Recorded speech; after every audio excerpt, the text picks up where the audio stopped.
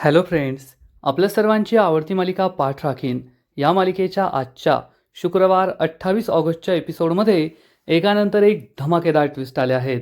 Friends, आजचा episode खूप भारी होता. मग नेमकं घडलंय तरी काय? तर आजच्या एपिसोडमध्ये भाग्या वैद्यबुवा हे प्राजक्ताला समजवण्याचा प्रयत्न करत होते. प्राजक्ता, आयुष्यभर बिन लग्नाची राहा, पण या आलोक सूर्यवंशी सारख्या विक्षिप्त मुलाशी लग्न करण्याची गरज नाहीये. परंतु प्राजक्ता भाग्याचा विचार करत होती की भाग्याला दुसरा कोणताच मुलगा पसंत करणार नाही. आरव सरांशी लग्न करूनच तिच्या आयुष्याचंच कल्याण होईल आणि त्यासाठी मला माझ्या आयुष्याचं वाटोळं करावं लागलं तरी चालेल. त्यामुळे प्राजक्ताने वैद्यबुवा आणि भाग्याचं काहीच ऐकलं नाही आणि आलोकशी लग्न करण्यावरती ठाम राहिली. त्यामुळे वैद्य कुटुंब रागारागाने तेथून निघून गेलं आणि मग आलोक आणि प्राजक्ताचं लग्न झालं. आलोक आणि प्राजक्ता आता ऑफिशियली नवरा बायको झाले आहेत. मग हे सगळं नेमकं घडलं तरी कसं, हे जाणून घेण्यासाठी हा व्हिडिओ शेवटपर्यंत नक्की पहा. फ्रेंड्स, आजच्या एपिसोडच्या सुरुवातीलाच आलोक सूर्यवंशी ट्रिगर झालेला असतो आणि त्याचा धिंगाणा सुरू होतो. सगळीकडे फेकझोक सुरू होते, आरडाओरडा सुरू असतो. प्राजक्ता, वैद्यबुवा आणि संपूर्ण वैद्य कुटुंबाला जबर धक्का बसतो आणि मग प्राजक्ताला समोर पाहून आलोक तिच्या अंगावर धावून जातो. सत्येन आणि इंद्रजीत कसं बसं त्याला पकडतात, परंतु सगळे खूप घाबरतात आणि आलोकचा हा खरा चेहरा पाहून वैद्यबुवांचा तर विश्वासच बसत नाही. सुलक्षणा लगेच अंबिकाला सांगते, आलोकला औषध दे, आणि अंबिका पर्समधून एक गोळी काढते. सत्येन आणि इंद्रजीत त्याला अंबिकाजवळ आणतात आणि अंबिका त्याला ही गोळी खाऊ घालते, पाणी पाजते आणि तेवढ्यात आलोक सूर्यवंशी हा शांत होतो. पुन्हा एकदा आधी जसा तो सुन्न झाला होता ना, अगदी तसाच्या तसाच होतो. परंतु वेळ निघून गेलेली असते. सगळ्यांना आलोक सूर्यवंशीचा खरा स्वभाव, खरं रूप कळालेलं असतं आणि वैद्य कुटुंब खूप धक्क्यात असतं. त्यांना विश्वासच बसत नाही की प्राजक्ताचं लग्न आपण ज्या मुलाशी करून देतोय तो मुलगा सनकी आहे, तो मुलगा असा वागतोय. श्रेयस आणि प्रीती भलतेच खुश असतात आणि मग सुलक्षणा वैद्यबुवांकडे पाहते. सगळे वऱ्हाडी एकमेकांमध्ये बोलत असतात, हे सगळं काय होतं? आणि सुलक्षणा पुढे येऊन म्हणते, काळजी करण्याची गरज नाहीये. त्या आलोकला मायग्रेन आहे ना, त्याला मायग्रेनचा अटॅक आला होता म्हणून तो असा वागला, पण आता त्याला गोळी दिलीये, तो शांत झालाय. परंतु तेवढ्यात वैद्यबुवा जोरात ओरडतात, सुलक्षणा सूर्यवंशी, अजून किती खोटं बोलणार आहात? वैद्यबुवांचा हा रुद्रावतार पाहून सुलक्षणा, प्राजक्ता आणि सगळ्यांना मोठा धक्काच बसतो. आजपर्यंत सुलक्षणा मॅडम हळू आवाजात बोलणारे वैद्यबुवा आपल्या मुलीच्या आयुष्याचं वाटोळं होताना पाहून त्यांच्यातला जमदग्नी जागा झालेला असतो आणि ते सुलक्षणाची चांगली जिरवतात. वैद्यबुवा पुढे येऊन म्हणतात, वैद्य आहे मी, वैद्य, MD डॉक्टर आहे मी, आणि तुम्ही मला सांगताय की आलोकला, तुमच्या या मुलाला मायग्रेन झालाय? अहो, माणसाचं तोंड पाहून मी सांगू शकतो की त्याला कोणता आजार आहे. तुमच्या या मुलाला मायग्रेनचा त्रास नाही आहे, तर तुमचा हा मुलगा सनकी आहे, सनकी, विक्षिप्त आहे. आवाज जरी आला तरी सुद्धा चिडणारा आहे, समोरच्यांचा जीव घेणारा मुलगा आहे तुमचा. सुलक्षणा, अंबिका यांच्या पायाखालची जमीनच सरकते. प्रीती, श्रेयस खुश होतात. आपले मामा एवढे चिडलेत हे पाहून प्राजक्ता सुद्धा घाबरते आणि वैद्यबुवा म्हणतात, तुम्ही माझ्या प्राजक्तासारख्या चांगल्या मुलीबरोबर तुमच्या या विक्षिप्त मुलाचं लग्न लावून द्यायला निघाला होतात? तर लगेच सुलक्षणा म्हणते, वैद्यबुवा, तुमचा काहीतरी गैरसमज होतोय, असं काही नाहीये. तर वैद्यबुवा चिडून म्हणतात, मला भाग्याने सांगितलं होतं की आलोक सूर्यवंशी सनकी आहे, परंतु तरी मी तिच्यावर विश्वास नाही ठेवला. मी तुमच्यावर विश्वास ठेवला, प्राजक्तावर विश्वास ठेवला. परंतु आज हे सिद्ध होतंय, तुमचा मुलगा सनकी आहे. येथे असलेल्या प्रत्येकाने हे पाहिलंय की तो कसा चिडतो, त्याचा राग किती वाईट आहे आणि तो रागाच्या भरात काहीही करू शकतो. सुलक्षणा सूर्यवंशी, आजपर्यंत मी तुम्हाला खूप आदर दिला. मी नेहमी म्हणायचो की तुम्ही एवढ्या श्रीमंत आहात, परंतु आज तुम्ही हे सिद्ध करून दाखवलं की नाव मोठं आणि लक्षण खोटं. सुलक्षणाला जबर धक्का बसतो, कारण आजपर्यंत तिच्याशी या भाषेत कुणीही बोललेलं नव्हतं. अंबिका सुद्धा रडू लागते. आलोक तर काय सुन्नच झालेला असतो. वैद्यबुवा म्हणतात, सुलक्षणा सूर्यवंशी, मी तुम्हाला मानायचो की तुम्ही शून्यातून विश्व निर्माण केलंय. माझ्या प्राजक्ताला मी सांगायचो, प्राजू, तू सुलक्षणा सूर्यवंशींसारखी बन. परंतु आज मला कळलंय की तुमच्यासारखी फसवी बाई अख्ख्या जगात कुणी नाहीये. वैद्यबुवा सुलक्षणाचा यथेच्छ अपमान करत असतात आणि सुलक्षणा मान खाली घालून ऐकत असते. सगळ्यांनाच मोठा धक्का बसलेला असतो आणि वैद्यबुवा म्हणतात, तुम्ही आज माझ्या प्राजक्ताच्या आयुष्याचा सौदा करायला निघाला होतात, माझ्या प्राजक्ताच्या आयुष्याचं वाटोळं करायला निघाला होतात. सुलक्षणा सूर्यवंशी, आम्ही गरीब आहोत, स्वाभिमानी आहोत, पण लाचार नाहीये. तुमच्याकडे कितीही पैसा असला म्हणून तुमच्या असल्या विक्षिप्त मुलाशी लग्न करून देणारे आम्ही नाही. त्यामुळे हे लग्न मी होऊ देणार नाही. आजपर्यंत तुम्ही तुमच्या मुलाचं सत्य आमच्यापासून लपवलं. मग पाहण्याच्या कार्यक्रमापासून ते तुमच्या घरी हळद घ्यायला आलो तोपर्यंत तुम्ही नेहमीच आलोकबद्दल आम्हाला खोटं सांगितलं. त्याचा खरा स्वभाव आम्हाला कधीच कळून दिला नाही. कारण तुम्ही खोटाडे आहात, तुम्ही फसवे आहात, माणुसकीला कलंक आहात, तुम्ही कलंक. सुलक्षणा सूर्यवंशी. सुलक्षणा खूप चिडते, पण तिला हे सगळं ऐकून घ्यावंच लागतं. प्राजक्ता, चारू, भाग्या सगळे शांतपणे ऐकत असतात आणि मग वैद्यबुवा हे सुलक्षणाजवळ येतात आणि म्हणतात, सुलक्षणा सूर्यवंशी, तुम्ही मला म्हणाला होतात की लग्न झाल्यानंतर तुम्ही एक मोठी अनाऊन्समेंट करणार आहात, परंतु आता लग्न होण्याआधीच मी एक मोठी अनाऊन्समेंट करतो जी तुम्हाला ऐकून घ्यावीच लागेल. आणि वैद्यबुवा प्राजक्ताजवळ येतात आणि म्हणतात, प्राजक्ता, या आलोक सूर्यवंशीसारख्या विक्षिप्त माणसाशी लग्न करण्याची तुला गरज नाहीये. आयुष्यभर बिन लग्नाची तू राहिलीस ना तरी चालेल. हा तुझा मामा तुला आयुष्यभर पोसेल, परंतु अशा मुलाशी तू लग्न करायचं नाही. प्राजक्ताला मोठा धक्काच बसतो. सुलक्षणा, अंबिका सगळ्या घाबरतात आणि मग वैद्यबुवा पुढे येतात आणि सगळ्या लोकांना ओरडून सांगतात, मी चंद्रशेखर वैद्य, प्राजक्ताचा मामा, तुमच्या सगळ्यांसमोर जाहीर करतो की माझ्या प्राजक्ताचं आणि या विक्षिप्त मुलाचं लग्न मोडलं. हे ऐकून सगळ्यांना मोठा धक्काच बसतो. सगळे लोक एकमेकांमध्ये बोलू लागतात. आजी चिडलेली असते. सुलक्षणाच्या तर पायाखालची जमीनच सरकते. सगळेजण एकमेकांकडे पाहत राहतात आणि मग प्राजक्ताला आठवतं की सुलक्षणाने तिला काय सांगितलं होतं. सुलक्षणा म्हणाली होती, प्राजक्ता, मी तुझं आणि तुझ्या कुटुंबाचं नशीब बदलू शकते, आयुष्य भविष्य बदलू शकते, पण त्यासाठी तुला माझ्या मुलाशी लग्न करावं लागेल. आणि मग प्राजक्ताने सुद्धा आरव आणि भाग्याच्या लग्नाची अट ठेवली होती हे प्राजक्ताला आठवतं. सुलक्षणा प्राजक्ताकडे रागारागाने पाहते. प्राजक्ताला समजतं की आता तिला काय करायचंय आणि तेवढ्यात वैद्यबुवा प्राजक्ताजवळ येतात. प्राजक्ताचा हात पकडतात आणि म्हणतात, चल प्राजक्ता, हे लग्न मोडलंय. असं म्हणून वैद्यबुवा हे प्राजक्ताचा हात पकडून तिला आपल्याबरोबर नेत असतात. परंतु प्राजक्ता वैद्यबुवांचा हात तेथेच थांबवते, पाऊल पुढे टाकत नाही. ती वैद्यबुवांबरोबर जात नाही. वैद्यबुवांना हे समजतं की प्राजक्ता आपल्याबरोबर येत नाहीये. वैद्यबुवांना मोठा धक्काच बसतो. प्राजक्ताला कळलेलं असतं की मी आता जे वैद्यबुवांना सांगणार आहे त्यामुळे त्यांना मोठा धक्का बसेल. वैद्यबुवा मागे वळून पाहतात. सगळ्यांना जबर धक्का बसलेला असतो. सुलक्षणा खुश होते की प्राजक्ता हे लग्न सोडून नाही जाते. वैद्यबुवा मागे वळून पाहतात आणि म्हणतात, प्राजक्ता चल. परंतु प्राजक्ता मान खाली घालते आणि मग पुढच्या क्षणाला मामाला नाही अशी मान डोलावते. चारू, आजी, कौस्तुभ, भाग्या या सगळ्यांना जबर धक्का बसतो. प्रीतीला सुद्धा मोठा धक्का बसतो आणि मग प्राजक्ता ही रडू लागते. वैद्यबुवा म्हणतात, प्राजक्ता चल घरी, तुला हे लग्न करण्याची काही गरज नाहीये. पण प्राजक्ता काही उत्तर देत नाही. तेवढ्याच सुलक्षणा म्हणते, वैद्यबुवा प्राजक्ता येणार नाही. हे ऐकून सगळ्यांनाच मोठा धक्का बसतो. मग आता सुलक्षणाची बदला घेण्याची वेळ आलेली असते. सुलक्षणा वैद्यबुवांजवळ येते आणि म्हणते, वैद्यबुवा, तुम्ही मला फसवी म्हणाला, तुम्ही मला खोटारडी म्हणाला, तुम्ही मला माणुसकीला काळीमा म्हणाला, परंतु तुम्हाला एक गोष्ट माहीत नाहीये की जरी मी तुम्हाला सांगितलं नसलं ना की माझा मुलगा विक्षिप्त आहे, तरीसुद्धा तुमच्या लाडक्या भाचीला प्राजक्ताला माहीत होतं की आलोकचा स्वभाव कसा आहे आणि तुम्हाला आलोकच्या स्वभावाबद्दल न सांगणं हा प्राजक्ताचा निर्णय होता. प्राजक्ताने मला हे करण्यापासून थांबवलं होतं. हे ऐकून प्राजक्ताला मोठा धक्काच बसतो. वैद्यबुवा, चारू, भाग्या कोणाचाच विश्वास बसत नाही की प्राजक्ताने सुलक्षणाला हे सांगितलं असेल. पण सुलक्षणा जाणून बुजून प्राजक्तावर सगळा दोष टाकून देते. प्राजक्ताला सुद्धा खूप वाईट वाटतं की सुलक्षणा माझ्यावर सगळा दोष टाकतीये.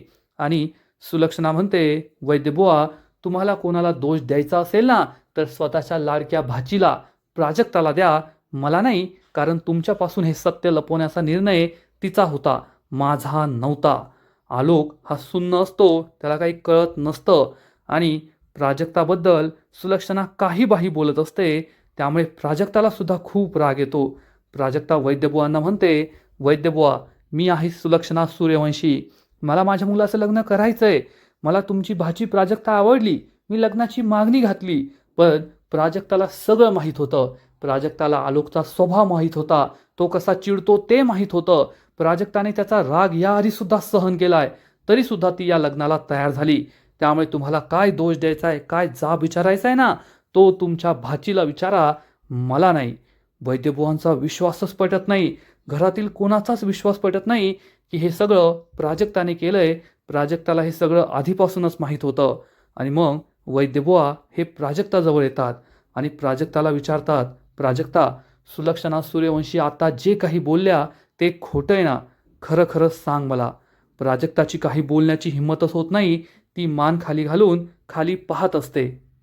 वैद्यबुवा विचारतात, प्राजक्ता, काहीतरी विचारतोय मी तुला. परंतु प्राजक्ता अजूनही काही बोलत नाही. वैद्यबुवा खूप चिडतात आणि जोरात ओरडून विचारतात, प्राजक्ता, मला उत्तर हवंय आत्ताच्या आत्ता. तेव्हा कुठे प्राजक्ता म्हणते, हो. हे ऐकून वैद्यबुवांना मोठा धक्काच बसतो. प्राजक्ताने माझ्याबरोबर विश्वासघात केला असं त्यांना वाटतं. आणि वैद्यबुवा रडत रडत म्हणतात, विश्वासघात? प्राजक्ता, तू माझ्याबरोबर विश्वासघात केला? प्राजक्ता मान खाली घालून रडू लागते. कोणाचाच विश्वास बसत नाही की प्राजक्ता वैद्यबुवांबद्दल खोटं बोलली, त्यांच्याबरोबर खोटं बोलली, त्यांचा विश्वासघात केला. आणि सुलक्षणा म्हणते, वैद्यबुवा, झाली का आता इच्छा पूर्ण? झालं समाधान? मी तुम्हाला नाही फसवलंय, तुमच्या लाडक्या भाचीने तुम्हाला फसवलंय.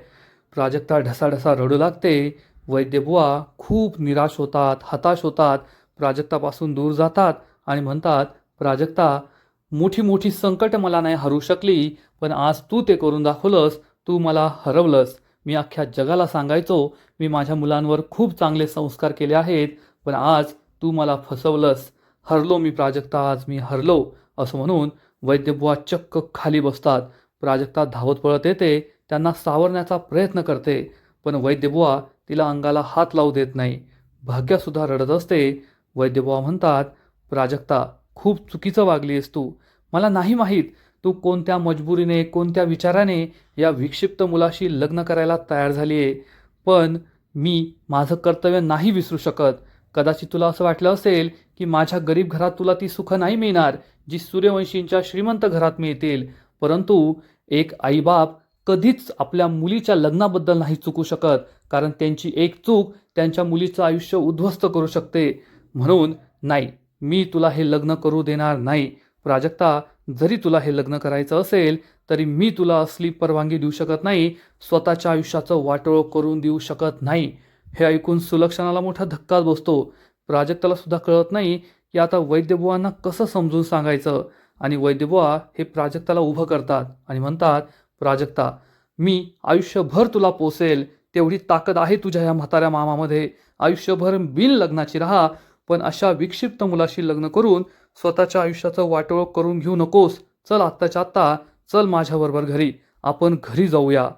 प्राजक्ता ही काहीच बोलत नसते, विचार करत असते. सुलक्षणाला मात्र राग येतो आणि सुलक्षणा चिडून म्हणते, वैद्यबुवा, तुम्ही असं नाही करू शकत, कारण प्राजक्तानेच या लग्नाला होकार दिलाय आणि जर हे लग्न होणार नसेल तर आम्हाला प्राजक्ताच्या तोंडूनच नकार ऐकायचा आहे. तिने नकार दिला तरच हे लग्न होणार नाही. प्राजक्ता काहीच बोलत नाही. वैद्यबुवा म्हणतात, प्राजू, सांग यांना तू हे लग्न करायला तयार नाहीये. प्राजक्ता, उत्तर दे, बोल, त्यांना सांग तुला हे लग्न करायचं नाहीये. बोल प्राजक्ता, बोल. परंतु प्राजक्ता काहीच बोलत नाही, ती विचार करत असते. घरातील सगळ्यांना प्रश्न पडतो की आता प्राजक्ता काय करेल. प्राजक्ता मामाकडे पाहते पण काही बोलत नाही. वैद्यबुवा म्हणतात, प्राजक्ता, हा तुझ्या आयुष्याचा प्रश्न आहे, घाबरू नकोस, बोल, सांग त्यांना की मला तुमच्या विक्षिप्त मुलाशी लग्न करायचं नाहीये, हे लग्न मोडलंय, बोल. सगळे प्राजक्ताच्या उत्तराची वाट पाहत असतात आणि प्राजक्ताला मात्र सगळ्या जुन्या गोष्टी आठवतात. कौशिकने कसं भाग्याला नाकारलं होतं हे प्राजक्ताला आठवतं. त्यानंतर रोहन नावाचा मुलगा आला होता. त्याने फक्त पैशासाठी, हुंड्यासाठी प्राजक्ताला लग्नाला होकार दिला होता. हे सगळं त्याला आठवतं. मग प्राजक्ताचं कसं लग्न मोडलं होतं हे प्राजक्ताला आठवतं. आणि आरवबरोबर प्राजक्ता किती छान असते. नंतर आरव प्राजक्तावर प्रेम करतो हे तिला आठवतं. सुलक्षणाने मला वचन दिलंय की तुझं आणि आलोकचं लग्न झाल्यानंतर मी आरव आणि भाग्याचं लग्न लावून देईल हे प्राजक्ताला आठवतं. आणि मी भाग्याला वचन दिलंय, मी सुलक्षणाला वचन दिलंय, या सगळ्या गोष्टी प्राजक्ताला आठवतात. प्राजक्ता तशीच उभी राहते, या गोष्टींचाच विचार करत असते. तेवढ्यात भाग्या प्राजक्ताजवळ येते. प्राजक्ताचा हात पकडून तिला बाजूला घेऊन जाते आणि म्हणते, प्राजक्ता, बाबा एकदम बरोबर बोलताय. तू हे लग्न काय ठरवलंस, तू त्यावेळेस कोणत्या मनस्थितीत होती हे मला नाही माहिती आहे. पण आलोक सूर्यवंशीसारख्या विक्षिप्त मुलाशी लग्न करून तुझ्या आयुष्याचं वाटोळ होईल. प्लीज हे लग्न करू नकोस. तू नेहमी म्हणतेस ना की मामा तुझ्यासाठी देव आहे. मग आज तू त्या देवाचं म्हणणं नाही ऐकणार. तू आज त्या देवाला नाराज करणार आहेस का? चल प्राजक्ता, चल, आपण आपल्या घरी जाऊया. हे लग्न तुला करण्याची गरज नाहीये. अशा विक्षिप्त मुलाशी संसार करायची गरज नाहीये. भाग्या रडत असते. सगळेजण प्राजक्ताच्या निर्णयाची वाट पाहत असतात. पण प्राजक्ता विचारात गुंग असते, काहीच बोलत नाही. वैद्यबुवा तर निराश झालेले असतात. त्यांना असं वाटतं की प्राजक्ता हे लग्न करेलच. भाग्या रडत असते आणि म्हणते, प्राजक्ता, आजपर्यंत तू नेहमी माझा विचार केला, पण आज तुला स्वतःचा विचार करावा लागणार आहे. प्लीज हे लग्न करू नकोस. अशा विक्षिप्त मुलाबरोबर तू कसा संसार करशील? एखाद दिवशी रागाच्या भरात हा माणूस तुझा जीव घेऊन टाकेल. आणि मी तुला स्वतःच्या आयुष्याची अशी राखरांगोळी करू देणार नाहीये. पहा त्याच्याकडे, औषध घेऊन कसा सुन्न झालाय तो. काही कळत नाहीये त्याला.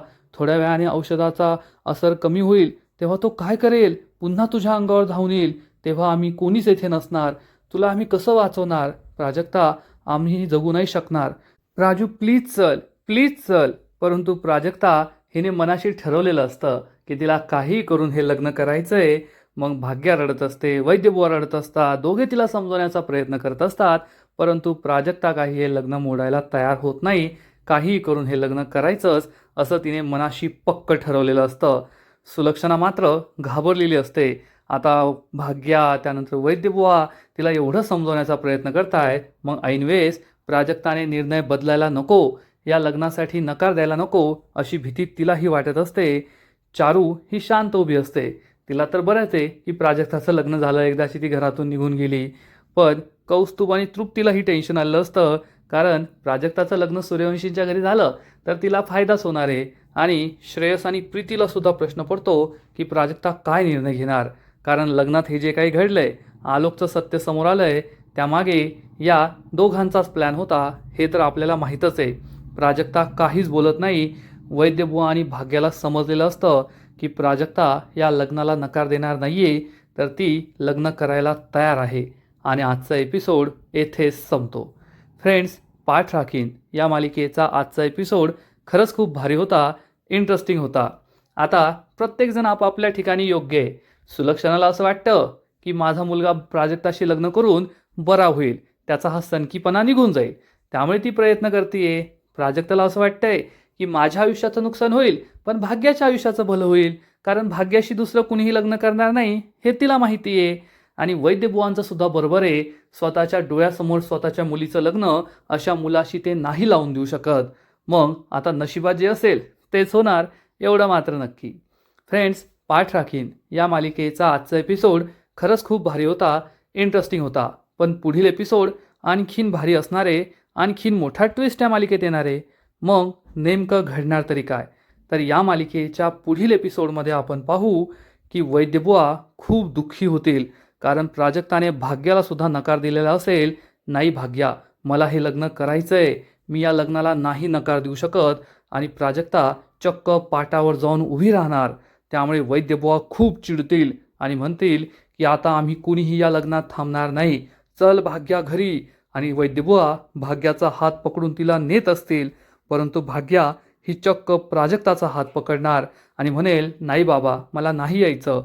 पण प्राजक्ता म्हणेल, जा भाग्या, मामांना तुझी आता माझ्यापेक्षा जास्त गरज आहे. आणि वैद्यबुवा भाग्याचा हात पकडून तिला तेथून घेऊन जातील. आणि मग आलोक आणि प्राजक्ताच्या लग्नाचे पुढील विधी सुरू होतील. आलोक हा सुन्नच असेल, पण अंबिकाच्या मदतीने तो प्राजक्ताच्या गळ्यात मंगळसूत्र घालणार, त्यानंतर बाकीचे विधी होतील, प्राजक्ताच्या भांगेत कुंकू भरलं जाईल आणि मग शेवटी आलोक आणि प्राजक्ता या दोघांचं लग्न पार पडणार. आणि हे सगळं होत असताना प्राजक्ता मनात हाच विचार करत असेल की मला माहिती आहे की आलोकशी लग्न केल्यामुळे माझ्या आयुष्याचं वाटोळ होणार आहे, माझ्या आयुष्याची राख रांगोळी होणार आहे, परंतु आलोक सूर्यवंशीशी मी लग्न करते कारण मला माझ्या भाग्याच्या आयुष्याचं भलं करायचं आहे. आरव सूर्यवंशीबरोबर लग्न करून भाग्याला सगळं मिळेल, सुख, शांती, समाधान, आनंद, आणि एवढा प्रेम करणारा नवरा भाग्याला कधीच मिळणार नाही. त्यामुळे मी हे सगळं काही करते. म्हणजे आपल्या बहिणीसाठी प्राजक्ताने स्वतःच्या आयुष्याचं नुकसान करून घेतलं आहे. तर फ्रेंड्स, तुम्हाला आजचा एपिसोड आवडला का? नक्कीच कमेंट करून सांगा. आणि पाठ राखीन या मालिकेचे असेच नवीन नवीन एपिसोड, नवीन नवीन अपडेट सर्वात आधी पाहण्यासाठी व्हिडिओला लाईक करा, शेअर करा, चॅनलला सबस्क्राईब करून बेल आयकॉनवर क्लिक करा. म्हणजे या मालिकेचे नवीन नवीन एपिसोड तुम्हाला सर्वात आधी पाहायला मिळतील. खूप खूप खूप धन्यवाद.